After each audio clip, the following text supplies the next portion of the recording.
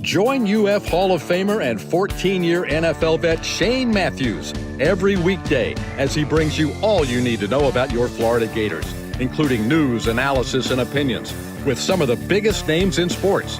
Find us on Spotify, Apple Podcast, Google Podcast, or wherever you listen to your favorite podcast. Or watch us live at 8 a.m. on Facebook, YouTube, and Twitter.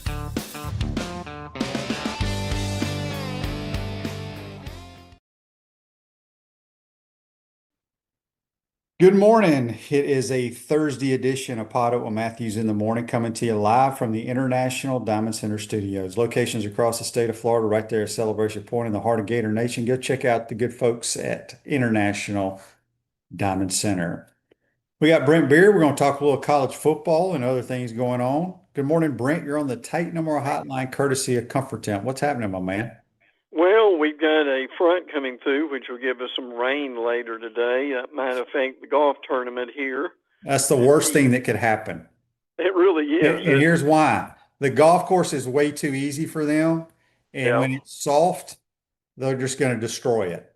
They will tear it alive, tear it up. Yeah. So we've got that front coming through early afternoon. But from what our folks or want to hear about today, we do have the NCAA, the tournaments next week, SEC tournament. It will be in day 2, and spring practice in college football is starting for a lot of teams. Georgia starts next week. Some other teams, Florida and Alabama, have already started. So, Shane, it's next to probably autumn and fall. This is one of the best times of the year. Yeah, there's a lot of stuff going on in the sports world. There's no question about that. Brent, let's go ahead and crank it up. Matt Patricia is now the highest paid assistant coach in football. That's staggering when you look at the numbers of what he's making. He's the Ohio State defensive coordinator. He has been a head coach for a while, not real successful, but he got some experience doing it. Patricia's going to be making $3.7 million. Now, this is not as a head coach. This is a D coordinator, making him the highest paid assistant in the country.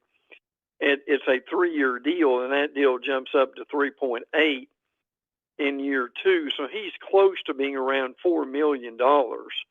Again, not as a head coach. Shane, the money is mind-boggling at times, is it not? Yeah, I mean, it's going to continue going up as well. Yes. It's no different than prices on anything that you buy. Things were cheaper 10 years ago, and it's just going to keep getting more expensive. That's the world we live in. It'd be nice to go back to where you went and bought a Coke for like 25 cents like when I was a kid, right? Yeah, it really would be. Yeah. Brent, I can't remember when President Trump had that roundtable. I don't know if we talked to you or if that was after we talked to you last week. But just if people missed that, Urban was there, Nick Saban, Greg Sankey, a lot of other commissioners. Give me your thoughts if you watched that, and then talk about what they're going to try to do to fix college athletics. I give them credit for trying. It's going to take a while for this to happen. I mean, President Trump met on Friday with a whole bunch of people. It lasted for about 2 hours. Some of it was a photo op, as we understand. Look, regardless of where you are politically, I think Trump has enough power and actually enough desire to get something at least started and done about this. This was what was called the Saving College Sports Roundtable. So a lot of different people involved in sports. Again, doesn't mean it's going to happen overnight, but when you've got this many people involved and they're looking at things, I think it's helpful. I mean, look, if they get a quarter of things done that they really want to get done, I think that might be helpful along that line. So, and we've got a lot of issues, obviously, that what we've got to deal with and the College Sports Commission, the NCAA.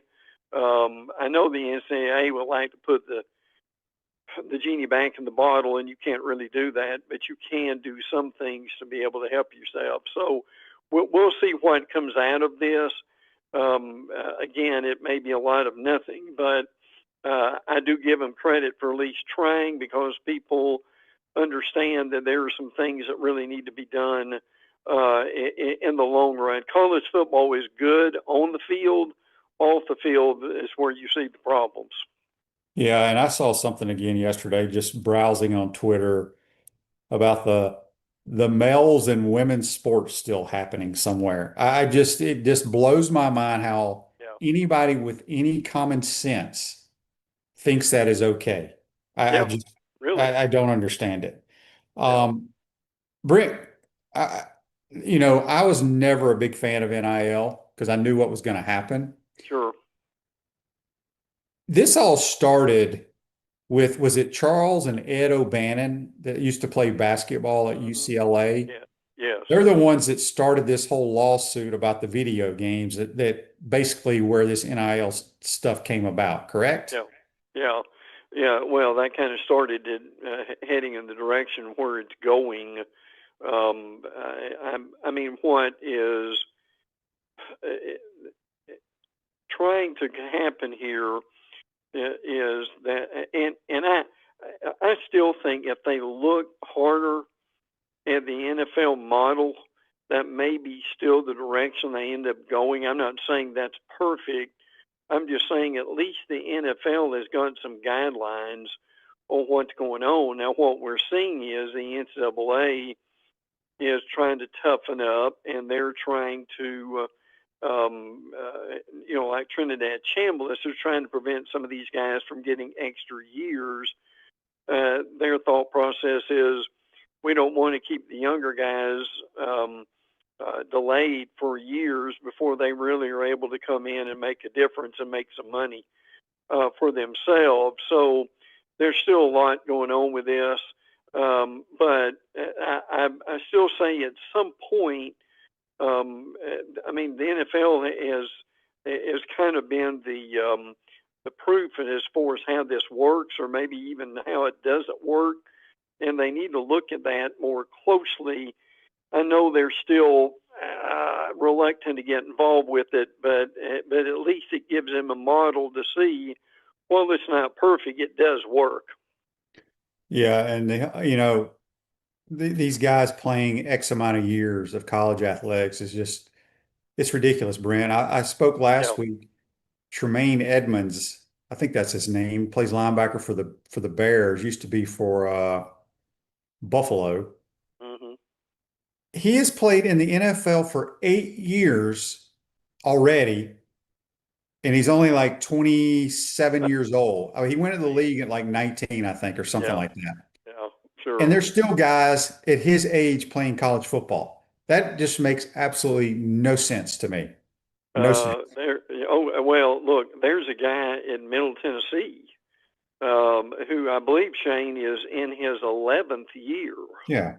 Now, at some point, you just got to get out and get on with your life, and I'm still wondering if somehow they'll be able to camp that with it. So, no, I understand. I think a lot of people understand what you're saying. Yeah, UF Gator says on YouTube, brought to you by Claude Plummer, I'm fine with guys making money off wearing rowback or playing Titleist or whatever, but simply play is crazy. Last thing college football needs is to be the NFL. Well, the NFL is not pay for play. The NFL has rules and regulations and Yes. contracts. Yes. As I've said multiple times, Matt Stafford can't just call up and say, I'm going into the portal. I want to go play for the Yeah. Chicago Bears. He is under Mhm. contract. Yeah. All right. Urban brought up in that meeting about the collectives, which, some people's arguments are collectives have been happening for many, many years, but not publicly. Yeah. What are your Yeah. thoughts on that? Well, his comment was he wanted to get rid of the collectives. He said that's cheating. Donors put money in a pot and it's distributed to the players through the coaches and managers. That's not allowed. Not supposed to do that. That's basically pay for play. So he got some good and bad from people with that, but at least look, the thing with Urban and the thing with Saban and some of these other coaches, if they have done it before, they understand the game. You may not be able to do that. At this point, it's a bit early, but I think you've got to lean on a little bit of their experience and what they should do. And with this meeting, that may be wrong, but Shane, I don't think there were any current players involved with this at all. I know there were some past players. I think Charlie Ward was supposed to be there, but if you're going to have meetings like this, and I'm glad they're doing it, don't you have to put some current players at least to hear from them a little bit as far as where you go next? Yeah, Charlie Ward was there. I don't know. I'm not smart enough to figure all this out, but I look at it from a player standpoint, and maybe it's because of the era I played in, Brent. The I just think it is ridiculous the amount of money these kids are getting paid. Yeah, Ridiculous. yeah, Because really here's the is. thing. I would love somebody to do a science fair project on how many kids throw away their lives, or not, shouldn't say their lives, but their playing careers because they're in the portal. They're going to sit there and they're never going to play football again. Okay. True. How much money has been wasted on kids coming out of high school that was just basically, we're going to pay you more than the other team for you to come to our school, and it doesn't pan out. That's right. How much money is being wasted? Now, you can say that happens in the National Football League. You draft a guy in the first round, he doesn't pan out. That's fine. But that's happened for many, many years, and there's still rules and regulations. Yeah. This is just absolutely insane to me, what's going on. And I don't know, having current players is going to make a difference. Of course, those current players love what's happening because they're making more money than they're ever going to make in their lives, probably. Sure. Oh, yeah. So, all right. John on Facebook Live, brought to you by Mel Law, says, ask Brent if he's heard about the Big Ten writing a letter to the NCAA to stop punishing teams for tampering. Yeah, I have heard about that. That came out this week. I don't know if anything will necessarily come of that, but that's one thing that they are kind of trying to slow some of this down. But on the other hand, I think what's happening here is the NCAA has been toothless for several years now, and they really want to show that they're still in control. So that's what you've got going on here. And the NCAA themselves, again, this is all the schools together is what it amounts to. So a lot of people are taking sides there of they're not doing enough or they're doing too much. So that's a lot of the problem here. Yeah. Question here from Franklin on YouTube, brought to you by Quality Plumbing, says, how many of those players in the portal had no choice? I would say 95% of them chose to go to the portal because they think the grass is greener somewhere else. Yes. And I will tell you this too, that some of those, it's all about money. It is all about the dollars, because I've had friends that have left the FCS coaching to go back to high school or just to get out of it, because they have players that they found that are good players for their level. But then the Division I schools are offering those guys $75,000 to go be a backup and never play. They're taking the money. That's all they're doing. And they've got to get rules and regulations and figure something out. It's ridiculous. Andy's question for me on Facebook Live, brought to you by Mel Law, with NIL transfer portal and recruiting, do you think coaching college is more difficult than the NFL? Absolutely. I think the NFL, you just coach football. You usually don't have any say so. You may have a little bit of say in what players to draft or to get in free agency, but you get your team and you go coach football. I don't know how college coaches do it. I really don't.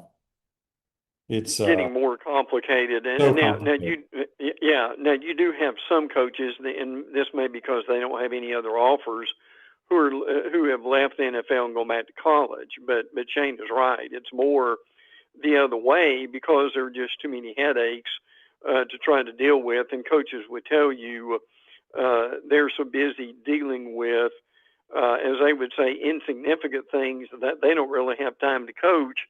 And if that's going to be the reality, they'll just either stay or go to the NFL when it opens up. Yeah. Barone 71 says make scholarships longer than 1 year at a time. Scholarship offer and NIL linked together. They they just need to make them have signed 2 to 3 year contracts, just like the NFL does. Yeah. They need to go to the NFL model. That it's a good model. All right, Brent, the SEC pretty much got rid of all their old coaches. Yeah, it seems like it. Frankly, there were 5 coaches older than Steve Sarkisian in last year's SEC, and the only one that didn't get fired was Brent Venables. Steve Sarkisian, by the way, this was last Sunday, turned 52. He is already the SEC's second oldest head coach, and like Nick Saban and some others, Shane, and I know you commented on this. Some of these guys said, "Look, I've been in this long enough. This has gotten too complicated. I'm going to either step out of it for a while, or I'm going to retire," and that's what they've done.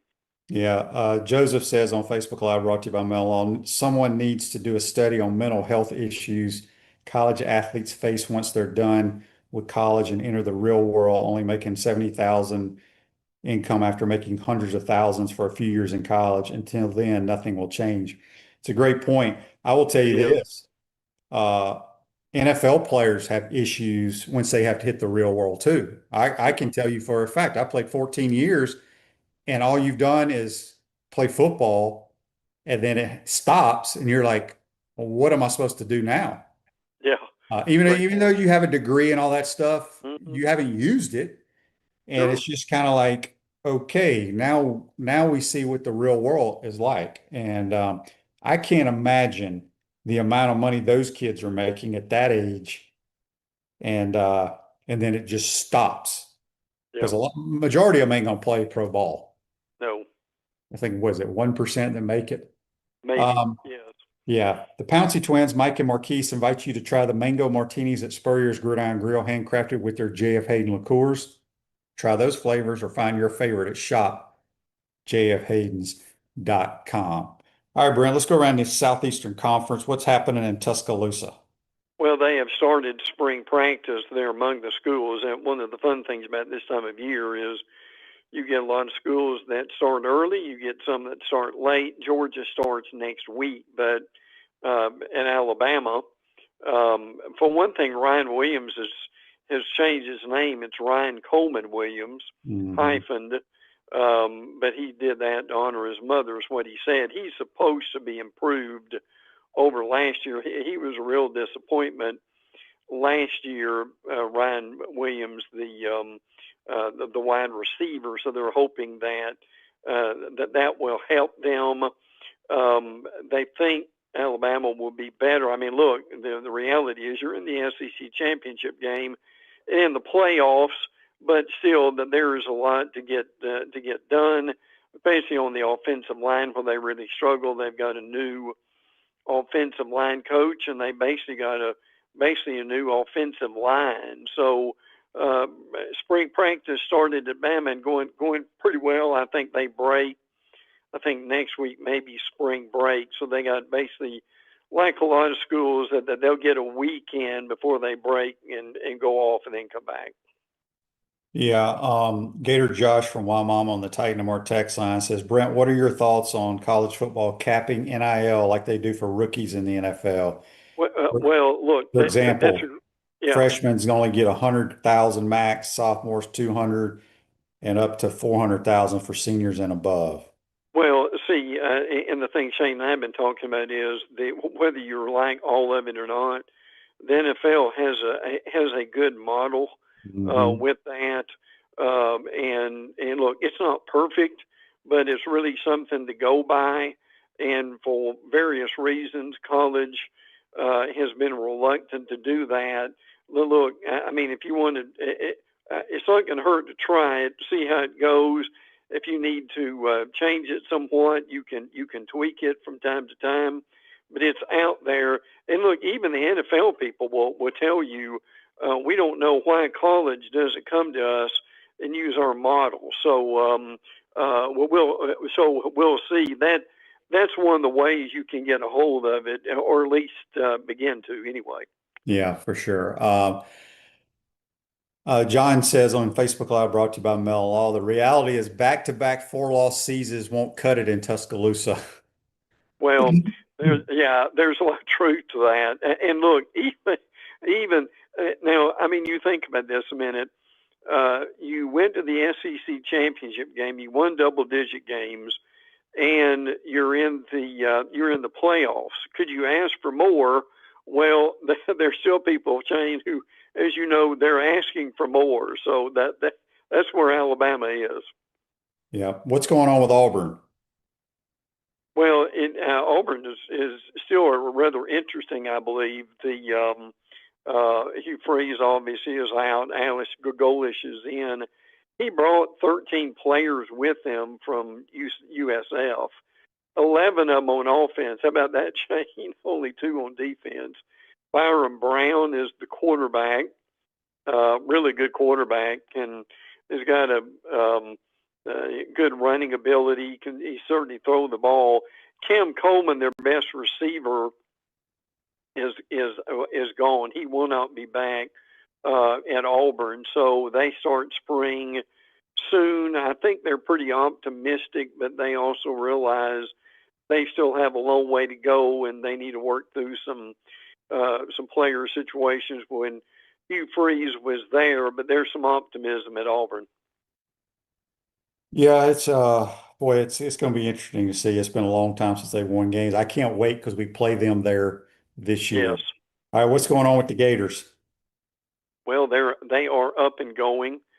John Sumrall has not been reluctant to offer his opinion, which has frankly been great. I know he and his wife are going to, where is it, Shane, Italy? He said he had too much to do, and they'll look at that later. But look, the guy is very honest. I mean, he'll say a lot of different things in order to get the team motivated. It's going to be interesting to see what's going on at quarterback. Aaron Philo, Tramel Jones, Eric Singleton, and wide receivers have been mentioned.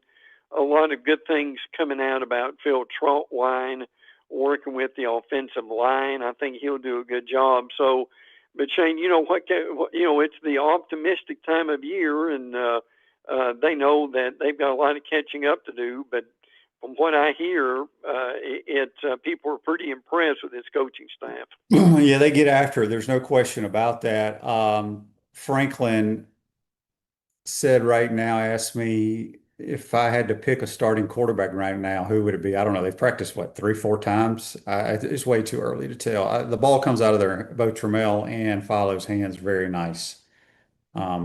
So as Coach always says, the starter will win the job because of how he performs in practice.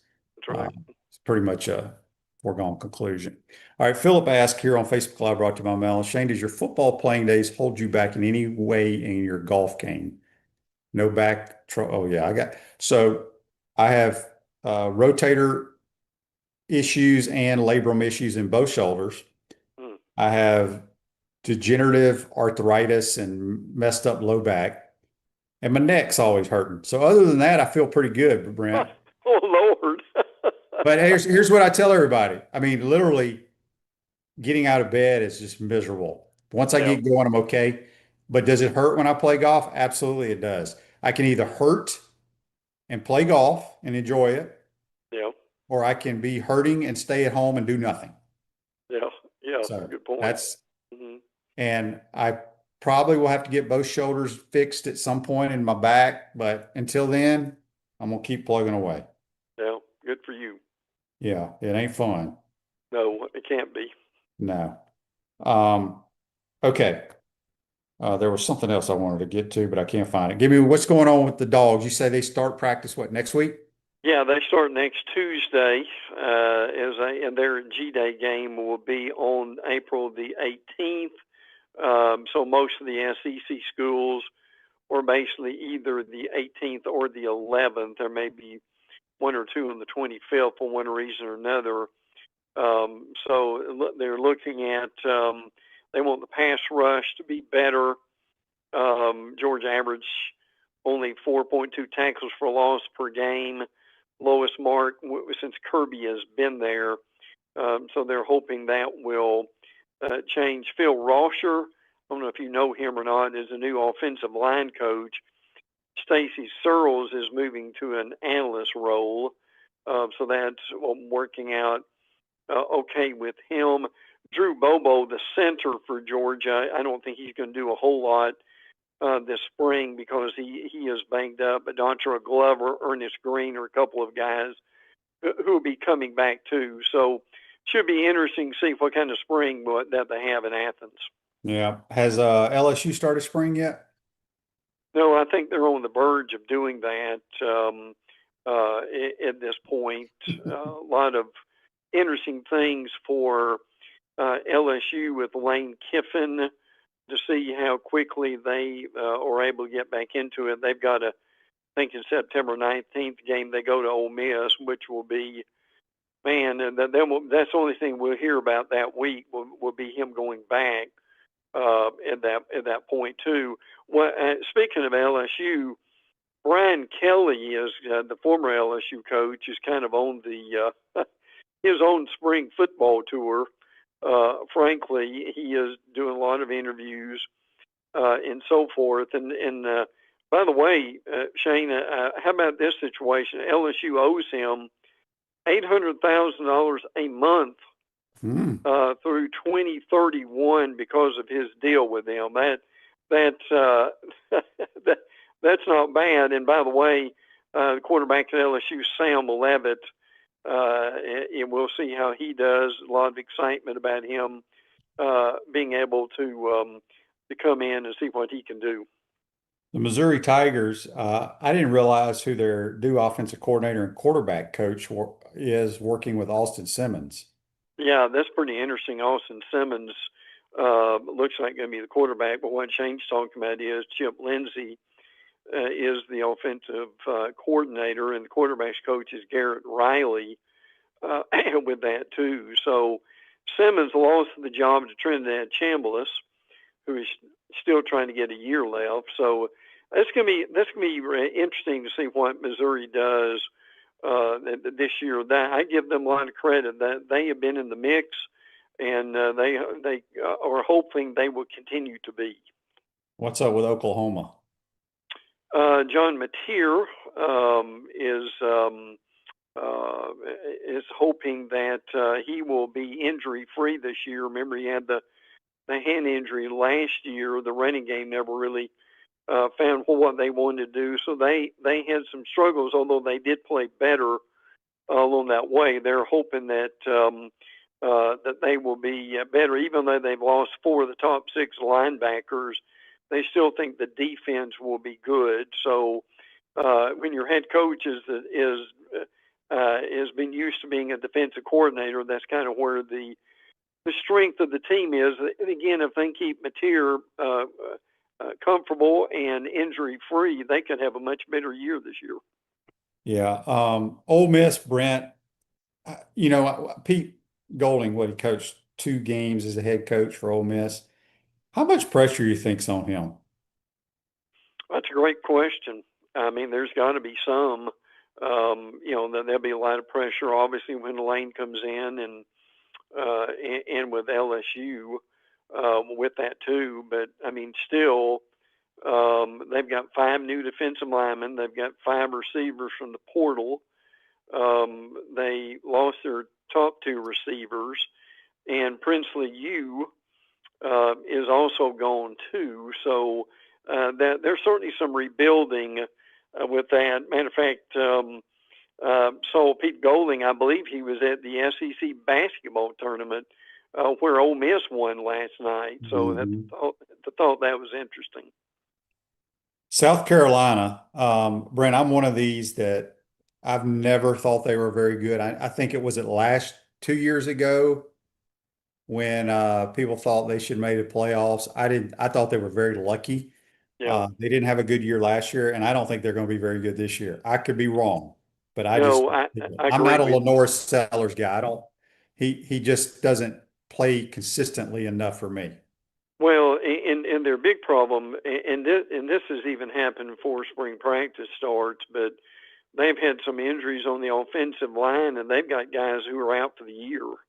My goodness, I mean, who in the world wants to go through that? But no, I agree with you, and there are a lot of people who are wondering, could this be Shane Beamer's last year if they don't make some marked improvement? But to your point, Shane, I'm not convinced yet that they've got the players to make marked improvement. Yeah. All right, Tennessee, it's a big year for them as well. They're going to have a new quarterback. Seems like they've had a bunch of those in the past few years. Jim Knowles, we've talked about, is a great addition, I think, defensively. Yes. Any other news coming out of Knoxville? Yeah, your two quarterbacks, George McIntyre and Faison Brandon, are going to be the guys who will be battling this year. Still a lot of excitement, as you said, about Jim Knowles coming in as the D coordinator, who is at Ohio State and also at Penn State. Derek Jones is on the staff, the new cornerbacks coach.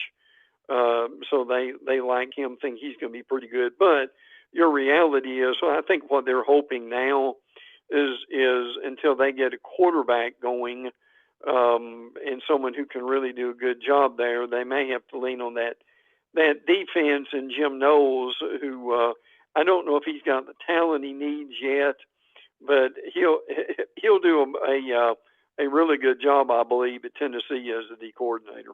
Yeah, and then Vanderbilt, I'm one of these. I think Vanderbilt goes backwards. I know they had a good little run the last couple of years. I'm not saying they're only going to win one or two games, but I don't think they're going to be anywhere near what they've been in the last few years. Anything happening in Nashville? Yeah, they had three members of the 2026 high school class. Names probably not real familiar, but Chris Tangelo, Colin Flanagan, and Antoine Baker, who are no longer with the football team. They had early enrolled, and no real explanation, obviously, as far as what had happened. So that's disappointing. But yeah, I'm with you on that one. That's going to be very interesting to see what Vandy does. Most of that coaching staff is still intact. Going to also be interesting to see what happens without Diego Pavia too. Yeah, At yeah. quarterback. We don't need to talk about Texas, but I saw something on Twitter the other day. I guess they're in spring ball right now, but Arch Manning is not participating. Is he have a surgery or anything that you're aware of? I think it's more preventative stuff than No. anything. I mean, he did have some aches and pains and some tweaks, and he may have had a little bit of medical procedure. Nothing major, but they are just want to be sure that he is completely healthy. And again, to his credit, started slow last year, really came on in October, in November. So he very well may be, or certainly, if he's not the first team All SEC quarterback, Shane, he certainly will be number two. Yeah, I think he and Trinidad will be right up there. Real quick before we let you go, ACC, what's going on in Tallahassee? Yeah, if people haven't heard, they began spring practice this week. It runs through April the 15th. For the second year in a row, they will not have a spring game. Frankly, I'm kind of disappointed with that. I think you owe something to your fans, but they've decided not to do it. They think they can. And look, I get this. They think they can do more without having a spring game at the end of the spring practice. Ashton Daniels may or may not be the quarterback. We'll see kind of where that goes. Kevin Sperry is a redshirt freshman who could get in there and play a little bit too. They really like Deuce Robinson, and wide receiver. They think he can have a real big year. So, unfortunately, again, for the second year in a row, FSU will not have a spring game. Yeah. Who you like? You like the Gators to win the basketball tournament, SEC tournament? Look, I'm not sure anybody right now is playing better than they are. Frankly, I mean, I understand Michigan, I understand Duke, but all in all, I mean, in what is impressive for Florida is the guards are getting better, aren't they, Shane? I mean, well, we knew about the guys up front and how good they're going to be, but yeah, and look, the reality of it is, and it'll be interesting to see how they play in the SEC tournament, but they're playing as well right now, frankly, as anybody is. Today's games, real quick: Kentucky, Missouri, Auburn, Tennessee, Ole Miss, and Georgia. And Georgia's had a pretty good year themselves, and Oklahoma and Texas A&M. So will be wall-to-wall basketball today, Shane, up in Nashville. Yeah, I guess, the so-called experts say we have 10 teams in the tournament with a couple on the bubble. I think those bubble ones are Auburn and maybe Oklahoma. Yeah, but Texas is mentioned as a bubble team too in a bit. But yeah, well, that couldn't have helped them losing to Ole Miss the way they did. I agree. A couple people here asked who you thought was going to win between Missouri and Kentucky today. Listen, I think Missouri, frankly, is playing better. Kentucky had that run about in February that people thought they were really going to take off and be able to do something, but they were not. Now, Florida had their way with them. Now, Kentucky, to their credit, came back a little bit toward the end of the game, made it a 7-point game, but Florida just infinitely better right now than Kentucky is. I mean, look, Kentucky finished 9th in the SEC. They were 10-8, Shane. Their worst conference finish in their program history. Since 1932, Kentucky's finished outside the top 5 only 6 times. So, and by the way, we mentioned South Carolina a few minutes ago. They're not much better in basketball, but Lamont Paris is coming back. Oh, wow. Even as poor season as they had. So, but yes, the Kentucky really needs a run in the NCAA tournament. I mean, I'm not saying if they don't get the Sweet 16, they will fire him. I don't necessarily think that will happen, but the pressure is there to play well for them. So these next 2 tournaments are very important for the Wildcats. Good stuff, Brent. Appreciate your time. Enjoy the games and TPC, and we'll talk to you next week. You too, brother. Take care. That's Brent Beaird. Join us on the Titan More Hotline, courtesy of Comfort Temp. This Day in Sports brought to you by Peachland Dental. Gator Nation is #1 choice for dentistry in Port Charlotte and surrounding areas. Check them out at peachlanddental.com. 2020. The NCAA basketball tournament on this date was canceled over concerns of the spread of COVID-19. First time March Madness was not held since it began in 1939. Take a quick time out. Come back. We'll talk about the Florida Legends event where you're going to have Danny, Timmy, and the head ball coach here. You're watching and listening to PodUp with Matthews in the Morning from the International Diamond Center Studios. We'll be right back. Our premium sponsors are Atlantic Roofing, Campus USA Credit Union, International Diamond Center, J.F. Hayden's Craft Liqueurs, Los Landeros Tequila, Meldon Law, Titan MRI and Imaging, Castaway Sauce, UF Health Orthopedics, Michael Snyder PLLC, Florida Legends Gala and Experience, South State Bank. Gridiron sponsors are Baker Sports, Florida Cracker Oyster, Electronics World, Gallo Car Wash, Miapa Latin Cafe, Peachland Dental, Quality Plumbing, Ruse Ogre State Farm, Silverback Concrete, 84 Lumber, Big Mills Cheesesteaks, Celebrate Primary Care, Gator Bait Media, Florida Cracker Kitchen, Gator Dominoes, Ironwood Golf Course, McDonald's of Gainesville, Tropical Smoothie Cafe, UF Bookstores, International Gold and Diamond Exchange, Advocare, MGNA Wealth Comfort Temp. Watch and listen to us live on Facebook or YouTube. Listen to podcasts wherever on Apple, Spotify, or wherever you listen to your favorite podcast. Remember to like, follow, and subscribe so you don't miss an episode. And to advertise, be sure to call my man Freddie at 352-284-3733. Naysayers. Setbacks. Injuries. Life throws a lot of hurdles your way. The key is just keep jumping them.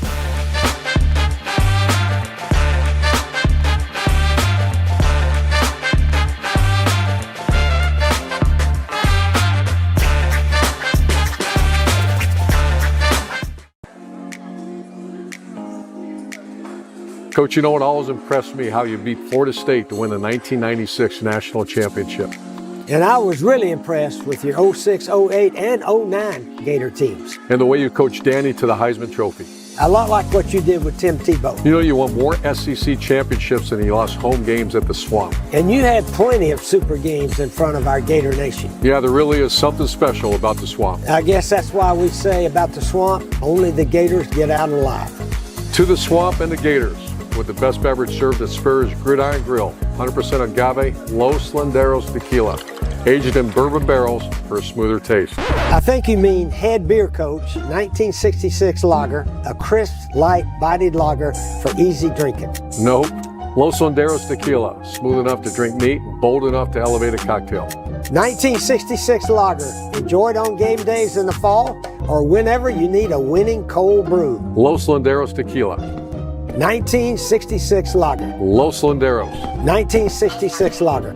Y'all stop bickering. Okay, you're both wrong anyway. The best thing Spurrier's Gridiron Grill offers are Jerry's famous chocolate chip cookies.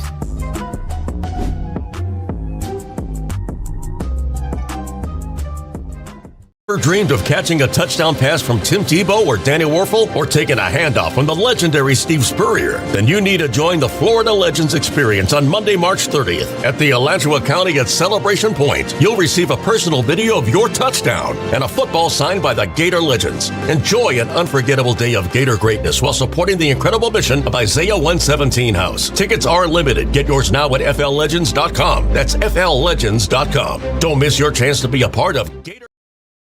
Welcome back to the International Diamond Center Studios. Ruse Ogre State Farm Office is a team of dedicated insurance professionals ready to help life go right with the right insurance options for you and your family. Visit ogreinsurance.com.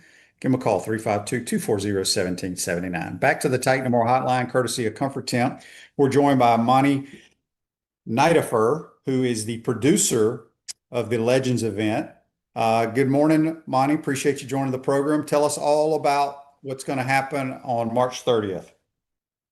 Well, Shane, thank you so much for allowing me to be on your incredible show. And just congratulations for your incredible Gator career under Coach Spurrier. I just want to congratulate you. And thank you.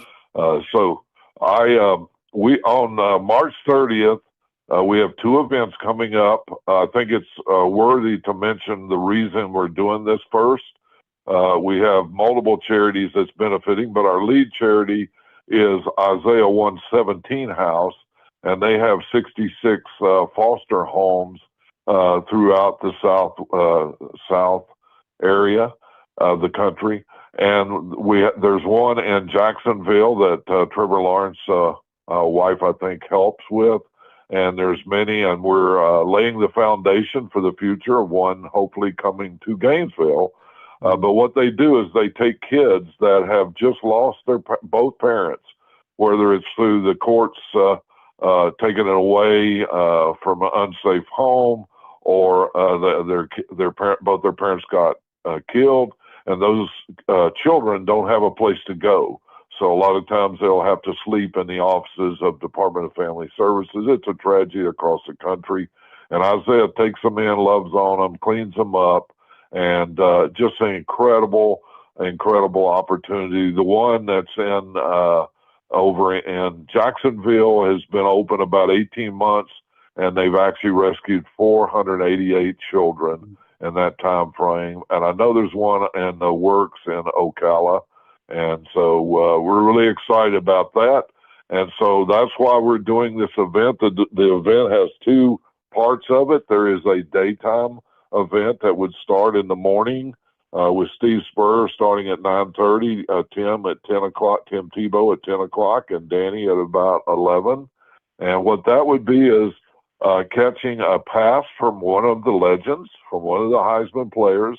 And we are videotaping that, and the person that catches that would we're going to transpose it like they caught the pass in the swamp. So it's a once in a lifetime experience for any fan that will probably never happen again.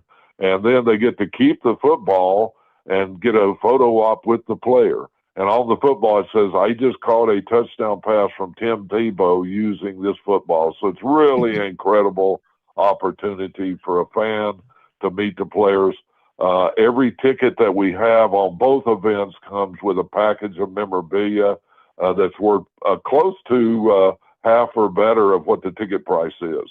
So that's the daytime event. On the nighttime event, it's a gala that's being held at Steve Spurrier's Gridiron Restaurant, and it takes place at 6 o'clock.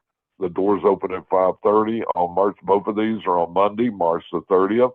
And it is an incredible lineup of all three of the Heisman trophies winners speaking. And also the tickets for that would include some incredible items like jerseys, single sign and 3X sign by all the Heisman, event worn jerseys being a part of it, mini helmets, footballs, both single sign and 3X by all three Heisman. And for the top ticket prices, we have a VIP photo op with all the three players in a room with all three Heisman trophies. And I believe that this event is making sports history, and we want everyone to go and check it out because we would love to have you to be there to be part of making sports history. Never before in the history, other than at the Heisman event, has all three of the Heisman trophies been together in a room. Never before has it been in public. And so this opportunity to do, there's only a very limited number of those VIP photos, and we would love to have everybody participate in this event. Monty, is there two separate tickets for each event, or would you buy one ticket that gets you to both events? There is two separate tickets according to like which event. Like the daytime, there would be a Danny Warfel ticket where you would catch the pass and keep the football. A Steve ticket to where you catch he's going to hand off instead of catch a pass, and then Tim Tebow's ticket. And then there's it starts at a base ticket. Then you can add on if you want a jersey or if you want one that the players actually worn during the event. Just some incredibly exciting things. And the same thing at night. Each package has over 50% of the value of the ticket price comes with all this once-in-a-lifetime memorabilia that will be a keepsake for the rest of their life. And how do people purchase these tickets? Where do they go?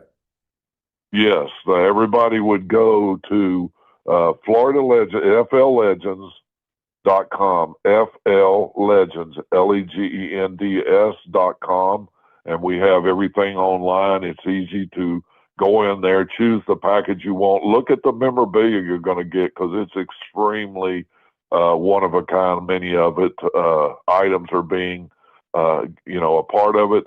And the same on the gala, you can go in and you actually can choose your seat according to which room you want to eat in and dine in. One of the rooms at Spurrier's is Tim Tebow's room. One of them is Coach Spurrier's room, and the other one is Danny's room. And we have a really exciting thing is Coach Summerall is going to be there and join us. And so he's going to have a room too. So just some if you're a Gators fan, you want to be at this event because this will probably never happen again. It's never happened like this ever. And so we're really excited about it. Well, it sounds like a tremendous event for a great cause. And we appreciate you taking the time to come on the program and let everybody know what it's all about and what they get. And obviously, they will hear some great stories and a great message from those three gentlemen when they speak at the gala. And Monty, appreciate it again. If there's anything you left out, you want to chime in one more time before we let you go, I'd appreciate it. Yes. What I would say to Gator fans is come and make sports history, Gator sports history with us, and receive a video of during the day and take the football home, get a photo with yourself with that football. And at nighttime, you're going to see a program from all these players at Steve Spurrier's restaurant with an incredible meal and some incredible items of jerseys and footballs and all kinds of things. So we'd love to have everybody there.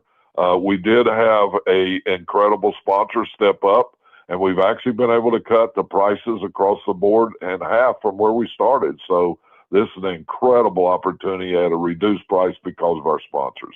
Awesome. Great stuff. Appreciate you coming on the program, Monty. Have a great day, and we'll see you in a couple of weeks. Shane, thank you for all you do for the Gator Nation. Yes, sir. That is Monne Nidiffer. He is the producer for the Florida Legends event that will be on March 30th right here in Gainesville. We appreciate him joining the program. UF grad Michael Schneider, a real estate attorney, can help you save thousands of dollars in real estate commissions by helping you sell your home or land by owner without a broker. Michael Schneider PLLC serves the entire state of Florida. Contact Michael at maschneiderpllc.com. That's going to do it for today's program. Again, thanks to Brent Beaird for joining the program, and Monne Nidiffer, who is the producer of the Florida Legends event. Our three Heisman Trophy winners. Make sure you go to fllegends.com. All the information is on there. Buy your tickets, and we'll see you on Monday, March the 30th. Have a great day, folks. We'll see you tomorrow. Take care.